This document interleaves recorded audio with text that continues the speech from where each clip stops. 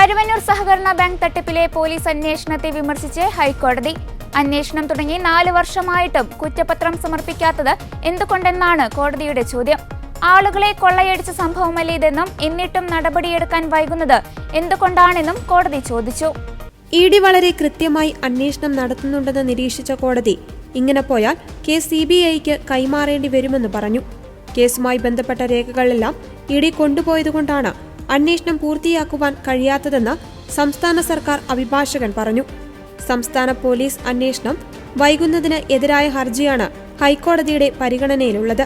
Case അന്വേഷണത്തിന് original രേഖകൾ തന്നെ വേണമെന്ന് സംസ്ഥാന സർക്കാർ വാശി പിടിക്കുന്നത് എന്തുകൊണ്ടാണെന്ന് കോടതി ചോദിച്ചു. അന്വേഷണം വൈകുന്നതിന് വിചിത്രമായ വാദമാണ് സംസ്ഥാന സർക്കാർ ഉന്നയിക്കുന്നതെന്നും കോടതി നിരീക്ഷിച്ചു.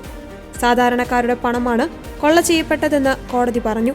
വർഷങ്ങൾ നീണ്ട ഇടപാടുകളുടെ അന്വേഷണമാണ് നടത്തേണ്ടതെന്ന് പറഞ്ഞ സംസ്ഥാന സർക്കാർ അഭിഭാഷകൻ അതിന് സമയം ആവശ്യമായി വരുമെന്ന് പറഞ്ഞു.